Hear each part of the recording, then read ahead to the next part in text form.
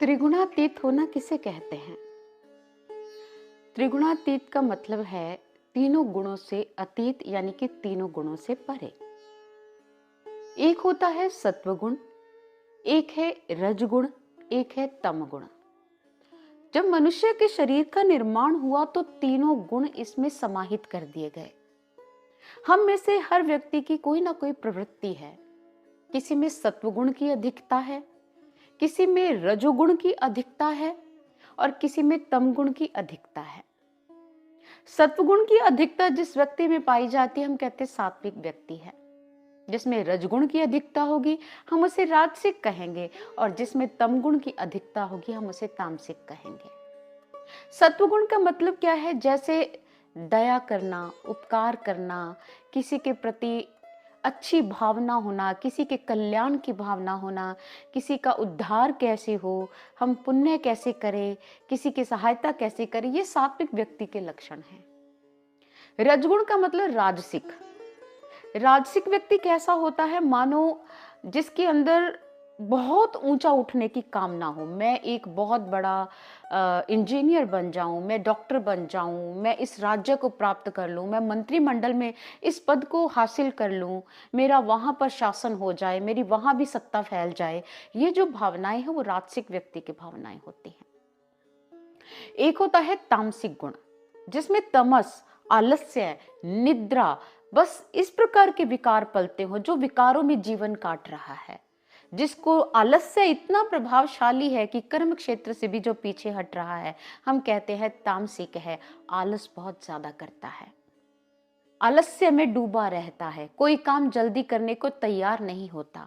ऐसे व्यक्ति को हम तामसिक व्यक्ति कहते हैं। और जो तमस अर्थात तामसिक भोजन का सेवन करे तो ऐसे व्यक्ति में तमस बढ़ जाता है। आलस्य, खाना और साथ में शरीर का स्थूल काय हो जाना, सात्विक भक्ति से दूर हो जाना, ये तामसिक व्यक्ति के सारे गुण हो सकते हैं। और जब रामकृष्ण परमहंस जी से किसी ने पूछा कि आप हमें त्रिगुणातीत की परिभाषा व्याख्यायित करें एक दृष्टांत के द्वारा, तो रामकृष्ण परमहंस जी बहुत सुंदर दृष्टांत सुनाते हैं। रामकृष्ण परमहंस जी कहते हैं कि एक राजा का बेटा था।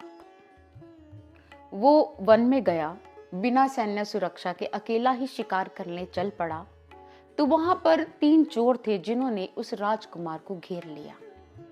उन्होंने उसको लूटा, उसके आभूषण छीन लिए। तो पहला चोर कहता है, ऐसा करो, अब इससे हमने सब कुछ छीन लिया है, इसको मार दो। दूसरा चोर कहने लगा, अरे मारने की क्या जरूरत है, सब कुछ ले तो लिया है हमने इससे। ऐसा करो, अब हम इसको बांध देते हैं इस पेड़ के साथ और खुद भाग जाते हैं।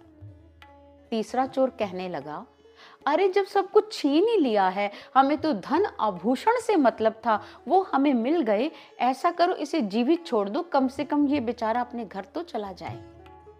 रामकृष्ण परमहंस जी कहते हैं कि जिस चोर ने ये बात कही कि इसको जान से अब मार दो, ये हमारे लिए खतरा हो सकता है, उस चोर में तामसिक गुण है।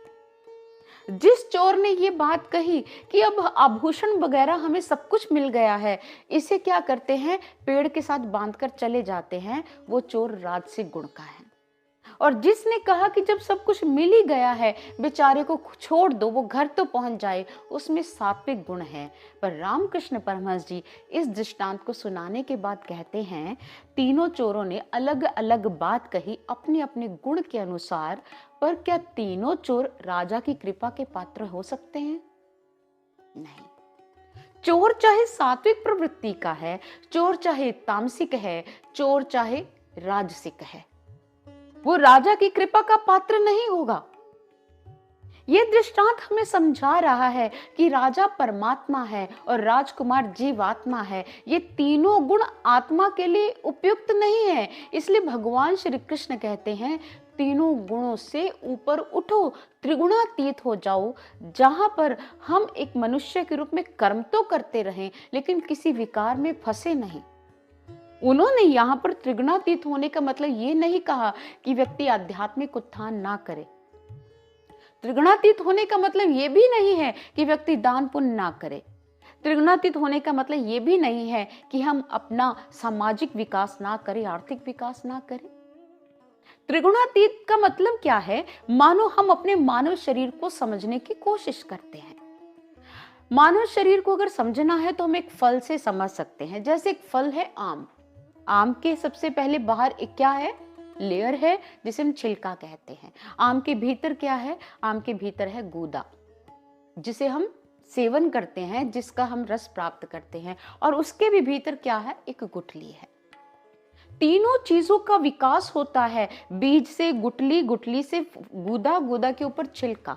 तीनों चीजों का विकास साथ में चाहिए, तब जाकर व्यक्ति त्रिगुणातीत के मतलब को समझ पाएगा, नहीं तो नहीं समझ पाएगा। अगर गूदा ये कहे कि मैं नहीं बढ़ता, मुझे विकास करना ही नहीं है, तो गुठली क्या करेगी? क्या वो फल खाने योग्य होगा? हम तो फेंक देंगे। और अगर छिलका कहे मैं विकास नहीं करता, और गुठली और गूदा बढ़ता रहे, छिलका फट जाए, ऐसा फल तो हम खरीदेंगे भी नहीं। और जब बीज का विकास नहीं होगा, गुठली का विकास नहीं होगा, तो गूदा और छिलके का विकास कैसे होगा? फल की परिपूर्णता ही हमें रस देती है, हमें आहार ग्रहण करने की प्रेरणा देती है कि मेरा भक्षण करो, मुझे खाओ, मेरा स्वाद लो। वो परिपूर्ण फल है। हम अपने जीवन को देख ले, हमारा एक शरीर है, हमारा मन है, हमारी एक आत्मा है। हम समय के साथ साथ शारीरिक विकास करते हैं। बच्चा जब जन्म लेता है कितना होता है? छोटा सा। धीरे धीरे विकास करता जाता है और 5-6 फीट तक का पहुंच जाता है। हम कहते हैं कि ये शारीरिक विकास है। एक होता है मानसिक विकास। मानसिक विकास, जब हम पढ़ते हैं, दुनिया में ज्ञान प्राप्त करते हैं, क्या प्राप्त करना है, आगे बढ़ते हैं, बौद्धिक ज्ञान मिलता है, हम अपने मन का भी समय के साथ साथ विकास करते जाते हैं। हमारा मन भी समय के साथ साथ स्वाद बदलता रहता है। एक है आत्मिक विकास, जो हमारा बोना रह गया।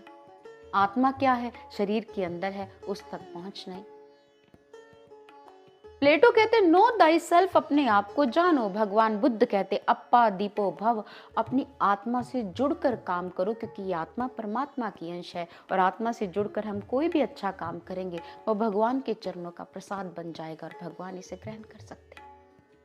इसलिए अपनी आत्मा के लिए भी समय निकालो, अपनी आत्मा को वो खुराक दो जो आत्मा को चाहिए। आध्यात्मिक विचार, आध्यात्मिक वातावरण, भक्ति प्रेरित बातों में समय निकाले। कुछ समय मिलता है तो भक्ति रस से मंडित कुछ अच्छे विचार ग्रहण करो। आत्मा को भी डाइट चाहिए, आत्मा भी तो विकास करे ईश्वर की ओर। इसलिए इन तीनों गुणों का विकास होगा तो हमारे शरीर में चाहे सत्व गुण की अधिकता है या तामसिक गुण की अधिकता है, राजसिक गुण की अधिकता है, इन तीनों गुणों से ऊपर है आत्मा। कहते त्रिगुणातीत हो जाओ, अपनी आत्मा का विकास करो, और ये आत्मा अपने आप ईश्वर का मार्ग पकड़ लेगी। ईश्वर से मिलने की प्यास हो तो मेरे गुरुदेव कहा करते थे, मेरे गुरुदेव की ये वाणी है कि आपके अंदर ईश्वर मिलन की प्यास हो तो ईश्वर को मिलाने वाला आपके जीवन में स्वतः आ जाएगा।